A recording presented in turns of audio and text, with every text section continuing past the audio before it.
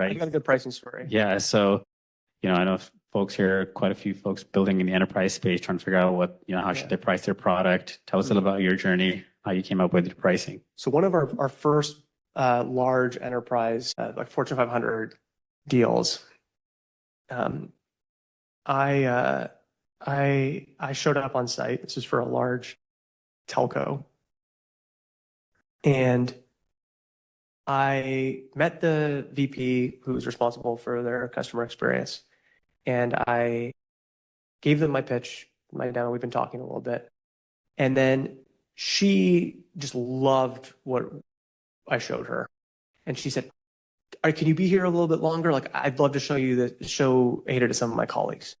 And then so I was like, "Yeah, sure." And then she proceeded to bring me up a floor, and I demoed it to, her boss, and I demoed it to her colleague, and I gave like 5 demos in a row. It was like a demo marathon. And then she said, "Look, I know, we're going to try to fast track this process. So could we meet in the boardroom like this afternoon and we can discuss, how to actually roll this out?" Wow, this is amazing. Sure. And keep in mind, at this point, most of our customers are like small SMB businesses, literally like small Shopify stores. And so I'm like, this is amazing. Enterprise sales is amazing. And I'm brought into this boardroom, and there's, the VP, there's the SVP, and then there's someone from finance and procurement. And they say, "Mike, we've seen everything we need to see. Your team's been amazing. You've been amazing today. We want to buy Ada. How much does it cost?" And I was like, and at that time, our customers were paying us $500 a month to use Ada. And I was like, $5,000 a month. Because I thought that was like a huge number at the time. I was like, and they looked at each other, like they paused, they were like, "Okay." And what I learned from that moment was that pricing strategy should be about chasing a no.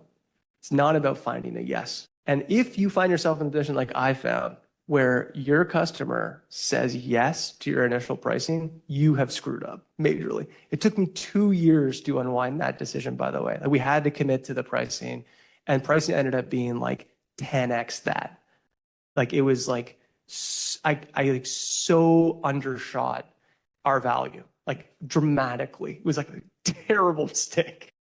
But the point is that in that moment, my default was, well, what are they going to say yes to, and what's a big number for me? Which is, I think, what many of us sort of think about. But instead, what I should have been looking for is, obviously, I should have been working backwards from the value I thought we were going to create, which is like, $100 million business case or something, and we'll capture 10% of that or something like that. And I should have gotten them to say, "Understand where you're coming from.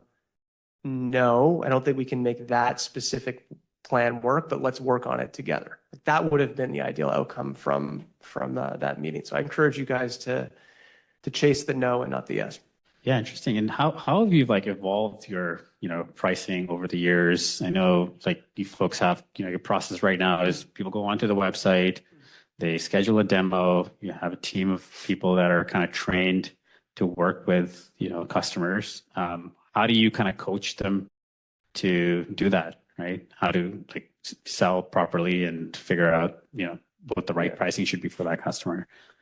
Yeah, so for us, our pricing at Ada is it's long been a function of the volume of conversations that we're powering for you, and it's become more complex now. It's a function of access to our platform, the volume of conversations we power for you across all channels, and there can be different prices by channel. Voice conversations are a little bit more expensive than messaging conversations, for example.